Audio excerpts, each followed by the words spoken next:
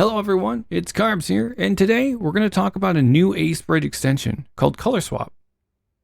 So with Color Swap, you can replace multiple colors on a single layer or a group of layers, and even export the result as a sprite sheet. This is really good for things like characters, or let's say if you're using stream avatars, and you want to change the color of the hair or the color of the pants, you can go ahead and set up your colors and then just replace them and export them.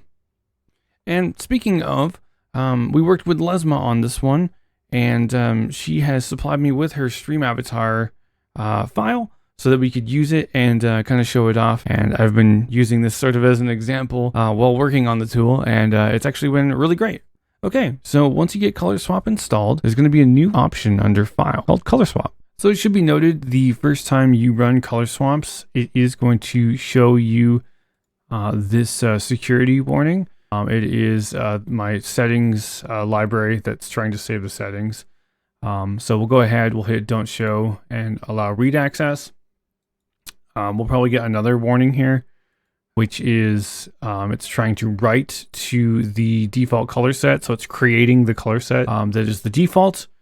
So go ahead and allow that to do that too. And that will go ahead and start this up. So this is the default interface here. The main thing here is your input colors and your output colors. So what we want to do is first, let's just select the colors that we want to replace on Short Shaggy, which is the hair here. Let's see this outline, maybe the highlight, and the regular hair color. So those are the colors that we want to replace. And you can color pick these by just clicking and dragging. And then now we just want to set the colors that we want to replace them with. So I'll go ahead, I'm going to color swap them with some of these like greens. Do the highlight, and then we'll do a little darker. Now what we'll do is we'll get a green variant of our hair. And that will work on all of the animation and everything. So let's go ahead and we'll export this. I'm going to turn on export to new layers just so it stays here. I'll show you guys the export after, which is the sprite sheet. But let's go ahead and just turn on export to new layers. Hey guys, it's Carbs from the future here, and I kind of, I was putting together this video and I forgot to just show the swap itself without any of these settings turned on. So let me show you that first before we get into new layers or exporting to sprite sheet. So if we just select our layer here, Short Shaggy, like we were going to, and we hit B, this will go ahead and just swap the colors without creating a new layer or exporting or anything. And then we can undo this as well. This also works if we have a second set of colors like this as well. So I can go ahead and click on C, and that'll go ahead and do that second set of swaps there. So that's pretty cool. But anyways, I just wanted to show that before I got too far into the video, because it's, that is kind of like the basis of this, being able to swap multiple colors at the same time. So anyways, back to the past, Carbs. And exporting to new layers. So let's go ahead and we'll export this. I'm going to turn on export to new layers just so it stays here. I'll show you guys the export after, which is the sprite sheet. But let's go ahead and just turn on export to new layers. Okay, I'll select my Short Shaggy layer, and then we'll go ahead and we'll hit B for right now so that we're swapping this for this. So A for B. Go ahead and do that, and you see that we now have a new layer, Short Shaggy B, which is the color replaced layer. So you see we have the animation and all of the colors from here to here got replaced. So let's go ahead and undo that. So that's pretty cool. But what's even more powerful is we can do multiple of these at the same time. So we'll keep our 3 input colors, and we'll go ahead, let's set this to like 3 outputs. So now let's pick our 2 more color variants here. So we'll go ahead, just for funsies, we'll go ahead, let's do like a pink color. I'll do something like this, and then maybe we'll do like this dark blue. Do like this and like that. Cool. So now let's go ahead. We'll click on our layer again, and we'll export all. Okay. So you can see now we have short shaggy B, short shaggy C, and short shaggy D. So this has gone ahead and created a new layer, and they're all, all with the animation here. And it's got the different color columns that it replaces the main color on. And then of course we have our original as well. Now let's undo this. I'm gonna undo all these. So that's kind of like the big part of this is being able to set your input colors and then the colors that they'll be replaced with each time. And again, you can export all of these, or you can export one column at a time. And actually, let me show you the export. So if we go ahead and uncheck export to new layers, and we're just doing exporting, this is going to export a sprite sheet into a folder. So let's go ahead. I'll click on short shaggy, for instance, and then I'll click all. This will go through, it'll do each one of the color swaps, and it'll export it. So now if we come up here to open export folder, this will have a folder here that has all of our short shaggy. You can see there's the blue, there's the green, and then we have a gray variant there. So that's pretty neat. Let me go ahead, I'm gonna remove this. So now what's nice about this is we can go ahead and click on a folder or a group, and we can export all of these at once. So we can do all of our hair at the same time. So what we'll do is we'll click on the group called hair, and then make sure exporting is enabled and click all. And this will go through each one, and it will go ahead and do the color swaps. You see it's working through there. And then once it's done, we'll go ahead and open the export folder. Go back into base, and then here's hair, which is the name of the group. So now we have all of these different things here. Short shaggy 1, 2, and 3. In hindsight, we probably should have it short shaggy and then the letter. So maybe I'll change that by the time that I actually release it. So this might be B, C, and D, B, C, and D, B, C, and D, etc. But yeah, as you can see, we have each one of our different colors swaps, and then each one of the hairstyles that were in the group. Let's say that we like this set and we want to save it for later. So we can come up here and we can do save as new color set. And we'll just name this example colors, and we'll go ahead and create set. So now we have this this example set here. So when we close it and we reopen this, this will remember that we have that. And then we can always go back to the default set and create another set. I also have this blue-green set, which takes in all of these, and it has some blue-green variations. We can also update the current set. So let's say that we swap out some colors here. For instance, maybe we go with this like blue right here. We'll do something like this. So now we like this and we want to use it. We can update the current set, which is example colors. Click that, and that will now save that. So if we switch to another set and come back, it will maintain that. We can also edit the color set.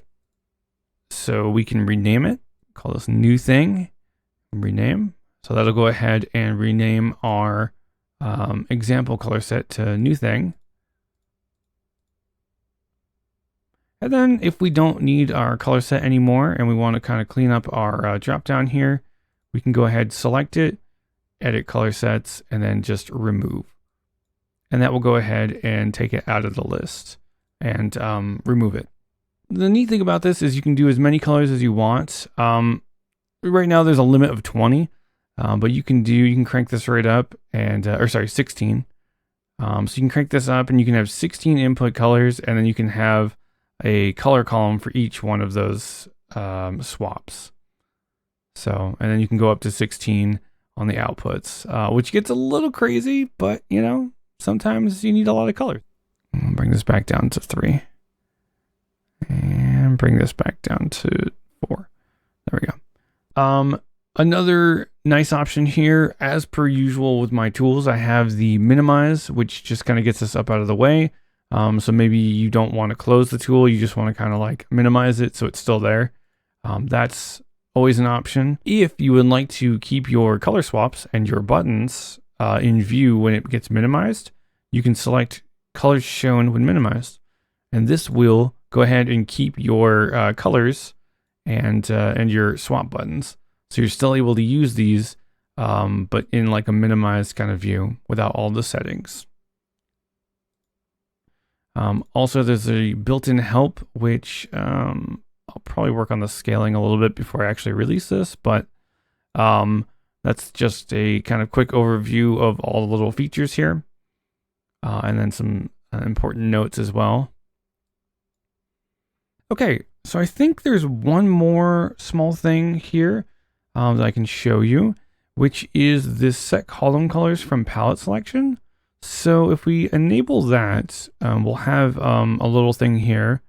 So what I can do is I can, let's say if I do red and I hold control to select multiple. So red, green, blue, and maybe white. So I've got those selected and I'm going to refresh the color selection.